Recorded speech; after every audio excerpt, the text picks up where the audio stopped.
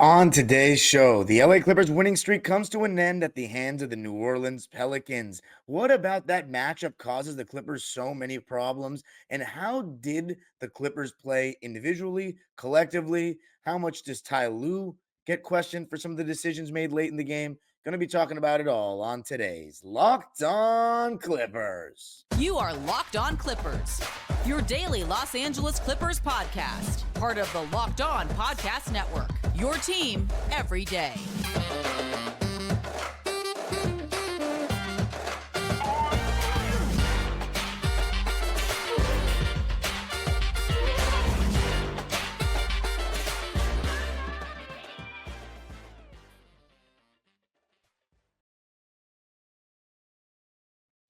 Yes, sir. You are locking in with the Clips. Thank you for making Locked On Clippers the first listen of your day, your team every day.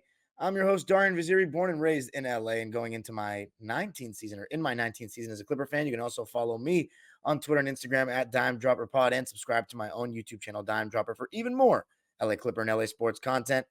And Locked On Clippers free and available wherever you get your podcasts, including YouTube, where I want you to let me know what you thought of the game, where you think we went wrong. Is it just a one-off game, or are there bigger takeaways than that? And in this episode, I'm going to be talking about the matchup, the play of our point guards, the stars, Ty Lue, the decisions he made late in the game. Going to go through all of it before this game on Saturday night against the Dallas Mavericks. So back-to-back, and Kawhi Leonard and Paul George are set to play again in both back-to-backs so far to start this season. That 15 games in a row that they will be playing after Saturday night is their longest streak ever as Clippers in playing in consecutive games together, postseason or regular season. So, Clipper fans, let me get some applause emojis in the comment section. Kawhi Leonard and Paul George, 14 consecutive games together, going to be 15, and I'm going to keep knocking on this wood. But in this episode, going to be focusing more on the Pelicans game that the Clippers lost by a score of 116 to 106. I was at the game, another sellout, 4 sellouts out of 6 so far to start this season for the Clippers. Shout out to everybody who I saw at the game that said they liked the show or listened. Those are always the best moments. Besides, of course, the Clippers winning. And I have a video of the game on my YouTube channel, my personal YouTube channel, Dime Dropper, where I interviewed fans after the game, filmed some great stuff, including Paul George cooking, and PG just continues to be the Clippers' best player so far this season. He was uber aggressive in Friday night's game. And by the way, that Friday night game was an in-season tournament game, so the Clippers are officially eliminated in the group stage of the inaugural in-season tournament. I've said my team's been eliminated in the group stage a lot of times in my life, but never did I think it would be for an NBA situation. But Clippers lose it 116 to 106. The New Orleans Pelicans really have had the Clippers number the last couple of years, swept us last season 3-0.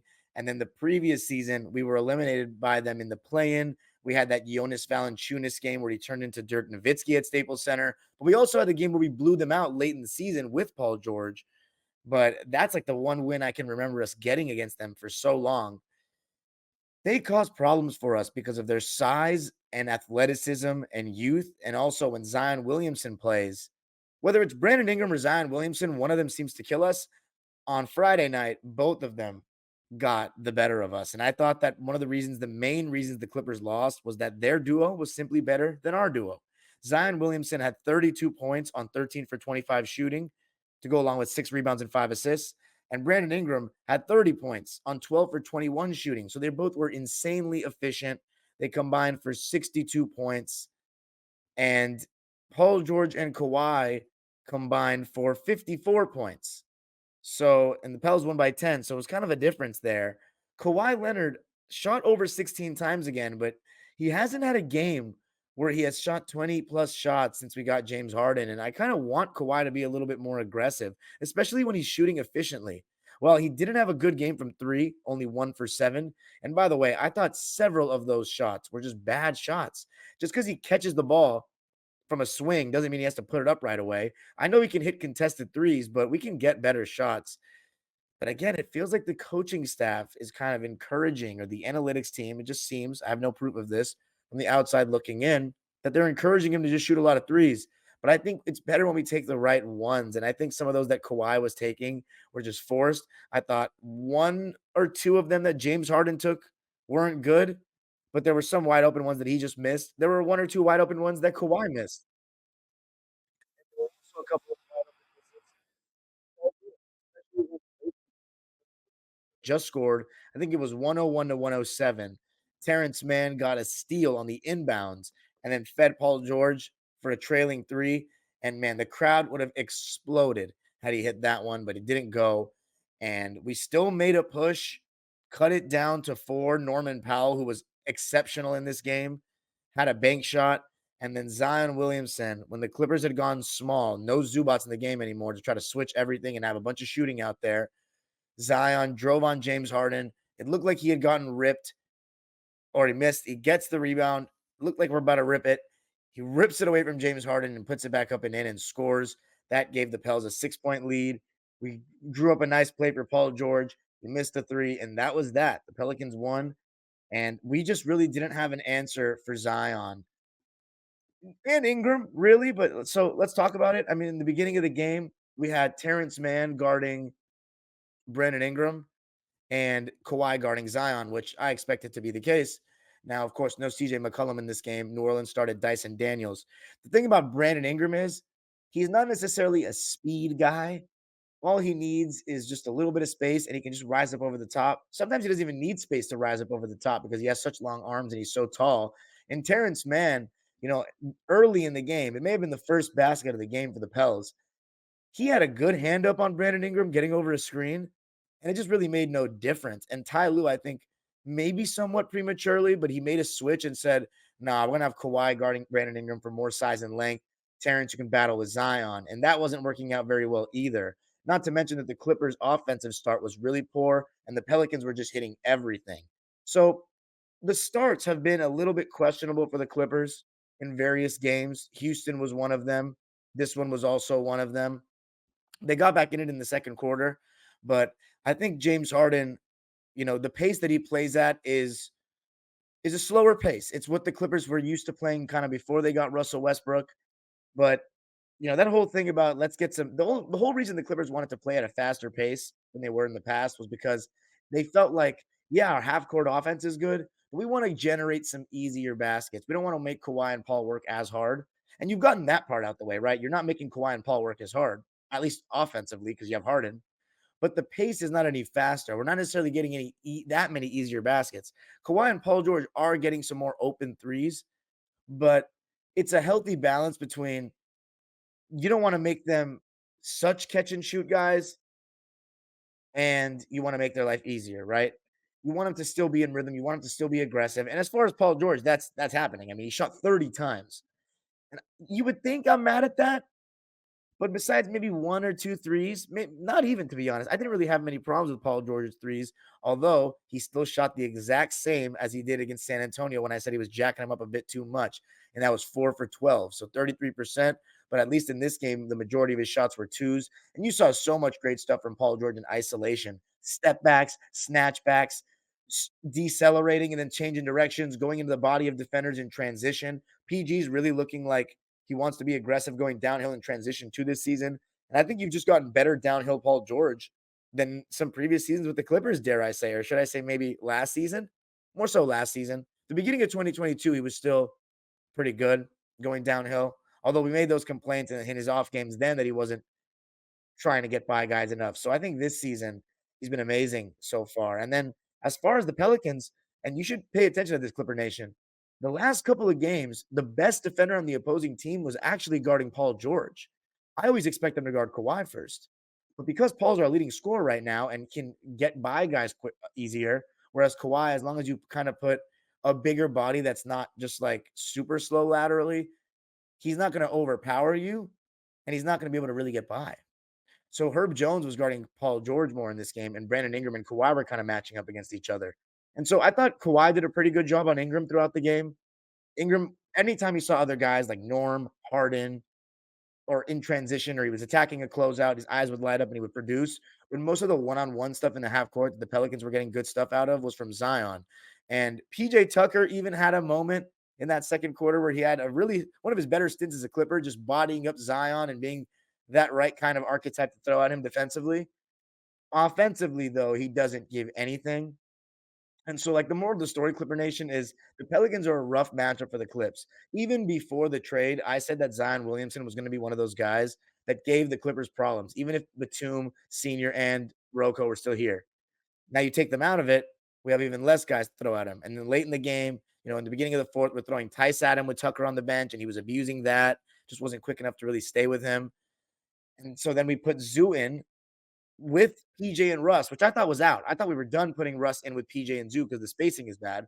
But because Tice had a turnover in the short roll, throwing the ball away, and Zion was relentlessly attacking the rim and trying to put Tice in the pick and roll, Ty Lue was like, let's get Zoo back in the game.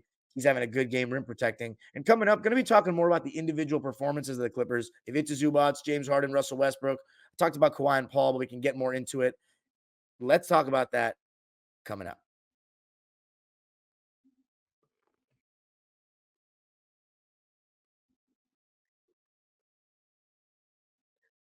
All right.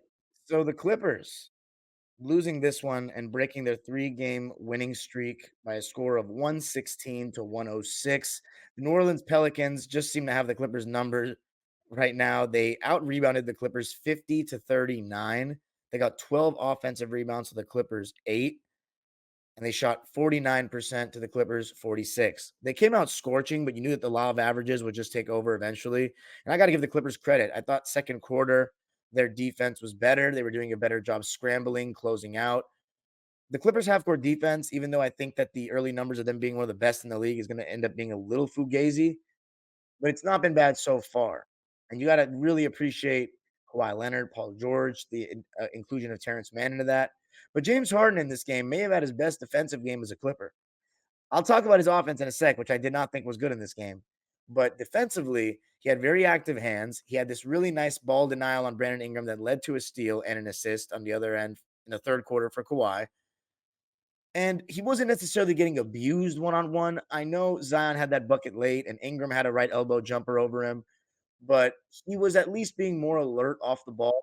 That was leading to some interceptions and steals. So you'll take that. And there was even one time where he blocked Najee Marshall and got the rebound off of it. So if he can just play solid defense, then even if he has a struggle offensively, it's more passable. And in this game, it was definitely a struggle offensively, even though he created some really good looks in the pick and roll, had 10 assists, two beautiful pocket passes to Zoo, one in each half. He also had some passes that he got assists for that were, kind of generous, where, and that's not a James Harden thing. That's everybody. Anyone in today's NBA, the assists sometimes are a little generous. They've always been historically for home teams, but nowadays, especially with the shot making out there, you have more chances to get those kind of assists. I'll give an example. In the third quarter, Harden threw an entry pass in a Zoo coming off a cross screen, but Zoo had no resistance behind him really, and James wasn't really getting pressured that much. So it was an easy bounce pass, but Zoo still had to do all the work one on one. Turn baseline, had a beautiful reverse layup. Harden get the assist, but that was Zoo doing most of the work. That being said, he still was creating some good looks, but there were a lot of reads that weren't great also that he made. The cross court passes were really high. Terrence Mann went to the sky to catch one. And there was another one in the second half where PJ Tucker, he just thought PJ Tucker was, you know, 10 years younger, I guess. And it almost went to the third row. And then there were a couple of times where he dribbled against Zion, like isolated for a step back instead of just blowing by him. And that was extremely frustrating. And one of the times he did it, Kawhi was kind of getting hot towards the end of the second quarter and he didn't give him the ball. There was another time earlier in that quarter where we were in transition. Kawhi was running to the baseline and Harden also didn't give him the ball. And it ended up being Paul George bailing us out with a one-handed floater against Ingram after like 3 moves. So those kind of things I'm watching. Moral of the story, despite the fact that I thought Paul George was good, Kawhi solid but can be better. Our guard play was awful. I thought Harden and Russ just weren't good enough. And I guess I'll talk about Harden first because he got 37 minutes as opposed to Russ, who only got 14 minutes. But Harden, 8 points, 5 rebounds, 10 assists, 4 steals, and a block, as I mentioned, 3 turnovers, 2 for 8 from the field, 1 for 6 from three, 3 for 6 from the line, and he was a -6. Let's talk about it, right? 8 points is just not good enough. There were several times I thought where James was on the drive and he made a decent kick out, but he probably should have taken the floater. You'd like to see him be a little more aggressive. Then there are times where it's just frustrating. Like he has the ball against, I forget who on a switch. Actually, you know what happened? The ball was swinging because in the second half, they started doubling Kawhi in the post. Brandon Ingram was doing a decent job on Kawhi because size wise, he matches up well. But they started to double Kawhi in the post because at the end of the second, he started getting kind of hot. So when they started doubling, we're swinging the ball. And there was one time where Harden just didn't make the extra pass to Terrence, and I was very disappointed. And he ended up just dribbling, passing it to Paul George with 3 on the shot clock, and we missed. And those are the kind of things that are really selfish to me. Like, if you're gonna do that, you take the shot. So, there was another time later in the quarter where, Dyson Daniels, I gotta give him credit. Part of James Harden not having a good shooting night was Dyson Daniels playing such good defense on him. There was one time in the first half where he got called for a push off because he couldn't create separation, and just really good defense by Daniels. No hand check, no nothing, just sliding his feet. And then there was one time where Harden kind of tried to do it again, didn't get the call. Daniels slapped down and Harden flailed and shot. Just 2 times in this game where he tried to shoot a jumper and tried to get the foul. It's just like those are my pet peeves. The people that say I hate Harden, I don't hate. I'm not rooting against him, obviously, but those are the type of plays that used to get me annoyed when he was on another team. But the thing is, defensively, the fact that he was still locked in, and of course he still is creating some good shots, is good. Is good. You want that at the bare minimum. I mean, 10 assists, you're not going to complain with that, right? So those were some good plays, especially in the third quarter. I thought that was probably his best quarter, even though he still had some questionable decisions. Transition defense is a huge problem right now for this Clipper team. Huge. And a lot of the transition miscommunications I'm seeing in these couple of games are from the new guys, Tice, Tucker, Harden. Not saying just those guys, but a lot of times they're involved in the miscommunication. Look, we need to do a better job getting back. We need to communicate who's picking up ball, who's got there.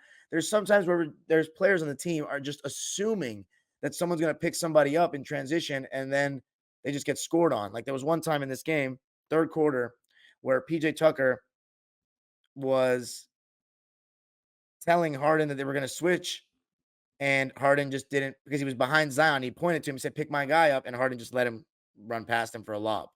So those kind of things. But here's the thing: that was the only play in transition that I thought was on Harden. There were a couple of other ones. Everybody, I faulted for one. There was one time where Kawhi wasn't paying attention to Zion beating him backdoor. There was another time where Daniel Tice wasn't communicating on the break. And several times, Norman Powell is not following whoever's guarding him after a miss, and they're beating him down the floor. There was one time in the beginning of the second quarter where Norm, who, by the way, we were down by 21 in the first, and Norm was amazing getting us back into it. Several threes, 3-point play, getting downhill off of closeouts. He was playing really well, but we cut it down to 10 with that Westbrook, Tice, PJ, Norm lineup. And part of that was because PJ's good defense on Zion. But there were misses that Jordan Hawkins was just getting down the floor and Norm is nowhere to be found. And that's unacceptable. There was also one possession where I forget who missed or turned it over in the second half. And Daniel Tice, and I think it was either Paul George or Harden. I think it was Paul George, were the only ones back. Russell Westbrook, Norman Powell, and PJ Tucker. I'm sorry, it was PJ Tucker, Russell Westbrook. And yeah, I think Norman Powell were not even in frame while Dyson Daniels got an offensive rebound. So the transition defense, especially against Dallas on Saturday, they've been looking to push more and they killed us with it in Dallas. That needs to be better. And on a back-to-back, it might be a little sketch.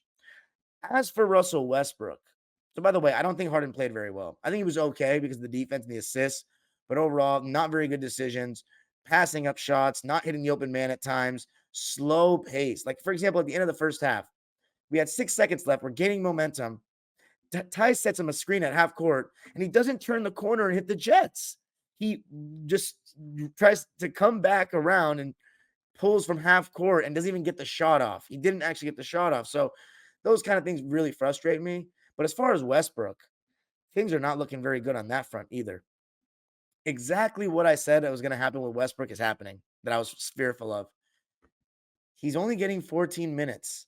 He only got 14 minutes in this game. That was the fourth least amount of minutes he's ever had in his career. And the other 3 times were all injury related. Harden and Russ aren't good on the floor together. We know this. And Ty knows it. So when Harden's in the game, Russ is out. When Russ is in the game, Harden's out. But if you just do that and Harden's the starter, then Russ is only getting 17 to 18 minutes a game max. And it doesn't seem like Russell Westbrook can just come in and play D, move the ball around. It seems as though when he comes in off the bench, he's like, I got to play well or else I'm not going to get minutes, and then starts trying to just gun up shots. Now, in person, I didn't like those first two one-legged fades. But then I watched the game over on TV, and I thought they weren't the worst shots. I've seen him hit those, and considering where he was on the floor, it wasn't too bad. But then the threes against the jump shots against Zion Williamson, I'm not just going to call Harden out for it. Russ absolutely gets blamed because you can't be letting Zion get off the hook there. You got to take him to the basket and make him play defense without fouling. And Harden at least is, he's handling the ball a lot. He's starting. Westbrook has more energy. He should be getting downhill, and he's a worse shooter than Harden. So he can't be settling for those threes. That's unacceptable. And it's crazy that Harden shot 8 times and played 37 minutes, and Westbrook shot 8 times and played 14 minutes. Harden is the better scorer. It's just, it feels like Russ is trying so hard to make an impact in his minutes that he's not even really playing calm anymore. He's gone back to every negative thing that anyone said about him. That's what he's doing. And I understand there's going to be a lot of people that say, well, that's just who he is. And you excuse making host doesn't get it. Listen, you guys remember what I was saying before we got Russ. I gave him a chance and I saw that he had calmed down, that he had shown that he could be more of a table setter, that he wanted to just assist Paul George and Kawhi. But there's one thing that's happening and I'm starting to see, and I knew it, but I haven't said it yet on the pod about Westbrook.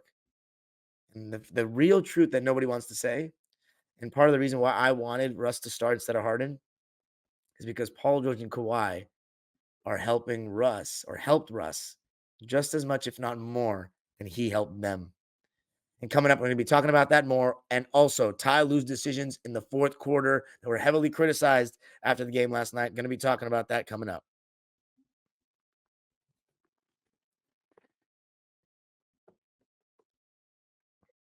All right. So to close out, let's talk about Ty Lue's decisions to close this game. So I had no problem with the substitutions throughout the first 3 or so quarters, to be honest.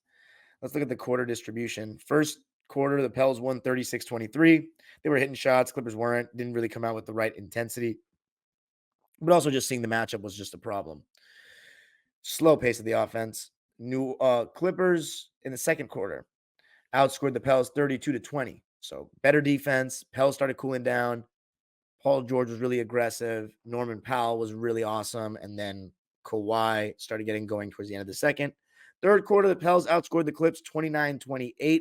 And then in the fourth, 31-23. And in the fourth, Kawhi Leonard, he just took some really bad threes, in my opinion. One pull-up in transition that he airballed. And by the way, PJ Tucker, James Harden, Russell Westbrook, and Kawhi all airballed threes. Ridiculous. I think PJ Tucker's may have drawn iron, but it was basically an airball. It was just so bad. I don't know why. And Kawhi, I mean, as I said, he's just shooting some of them off the catch, even though he's not open. It's just not necessary, in my opinion. And the one time he did score in the fourth, he went at Brandon Ingram and hit him with a series of fakes with around 2 minutes left. It was beautiful.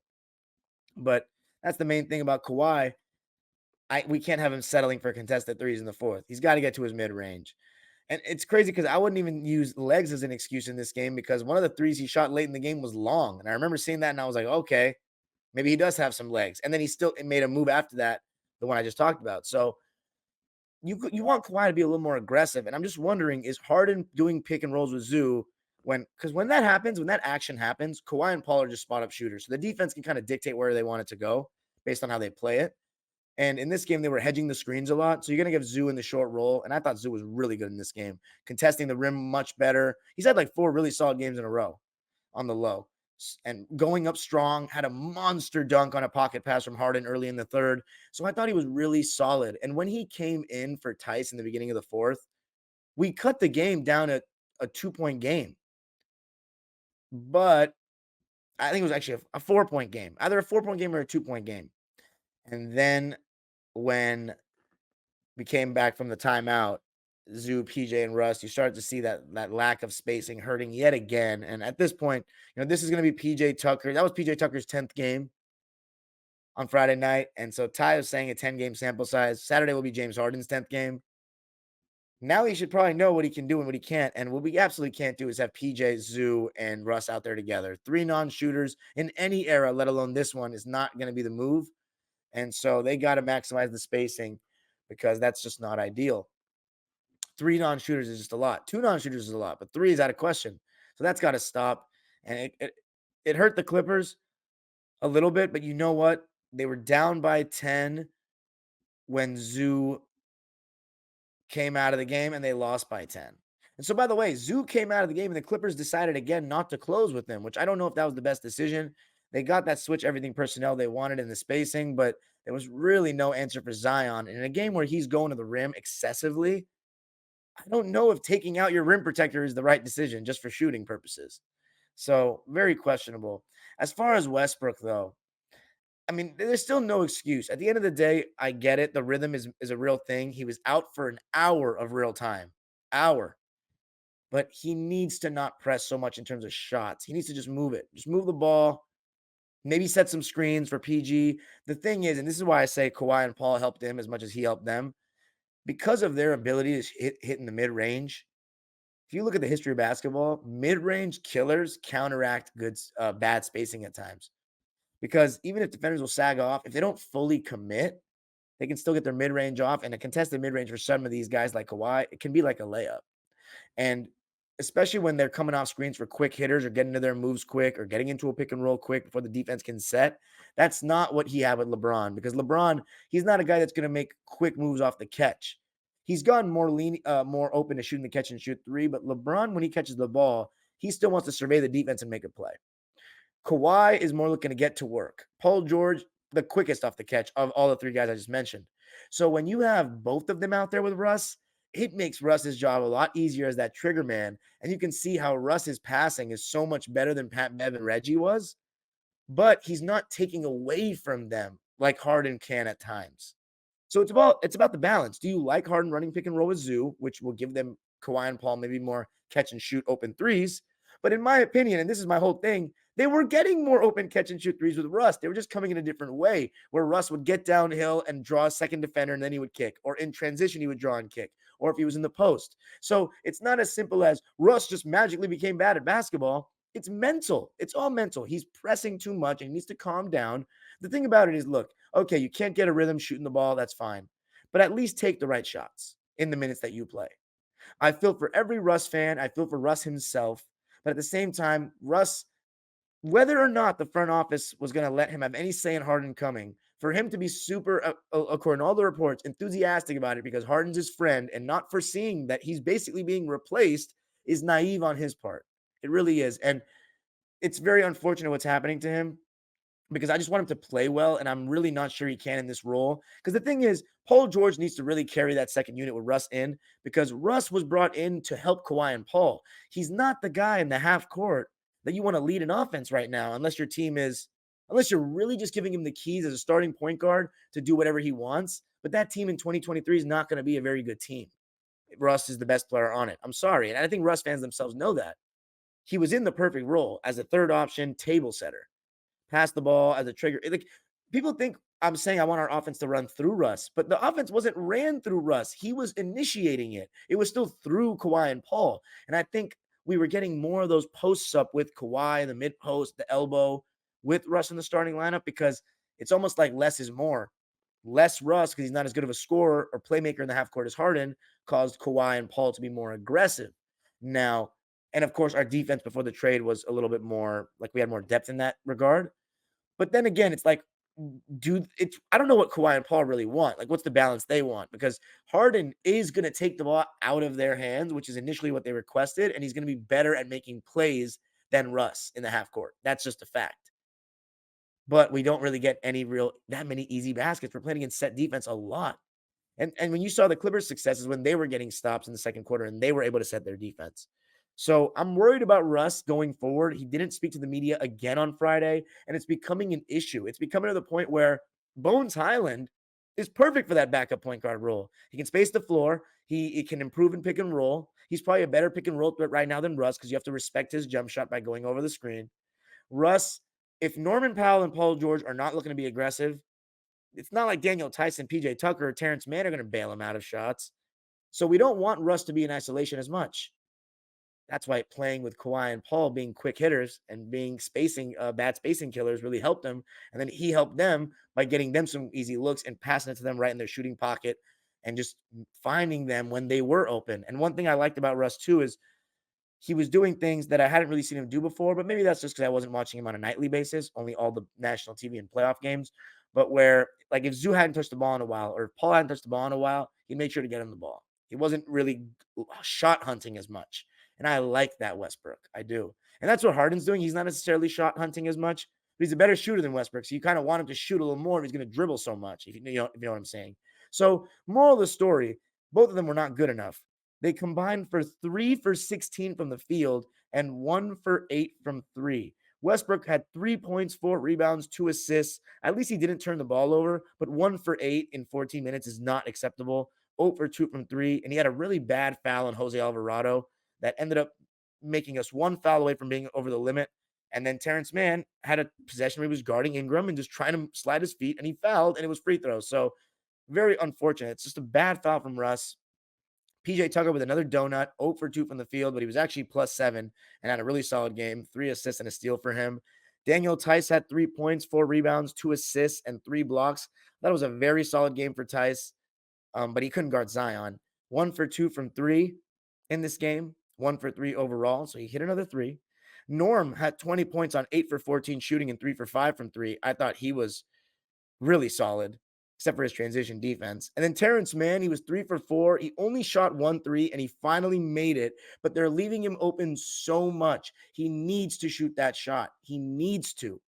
Let it fly. And I hope that making that shot at the end of the game will give him some more confidence to let it fly on Saturday night. Because we're running a lot of double drag, a lot of it, which is 2 screens being set for Harden. One guy pops out, one guy rolls. Terrence is a guy setting that screen to pop out a lot, and the defense is really sagging off on that and just helping on Harden. He needs to let it fly. He needs to, because that'll really open it up for Harden. 3 for 4 is good, but we need a little more. 7 points, 2 rebounds, 5 assists, 2 steals, and a block. I would also like to see the Clippers go to more Harden and Kawhi action, in the sense that Kawhi sets a screen for Harden so we can get whoever's guarding Harden guarding Kawhi. We'll see who's guarding Harden on Saturday. I assume you'll have Grant Williams on Kawhi and then Paul George being guarded by Derrick Jones. So that would leave Kyrie to guard Harden, which would be amazingly entertaining. So try to put Kawhi in the action and see if Kyrie will switch onto Harden. Anyway, that's it for me in this one. 116 to 106 is the final. Clippers need better, and I wouldn't panic thus far. Some bad decisions made by Ty Lue. If I were him, I would have kept Zubats on the floor and definitely not played PJ Russ and Zoo together. But let's see how it goes on Saturday. The age-old proverb continues. Go Clippers.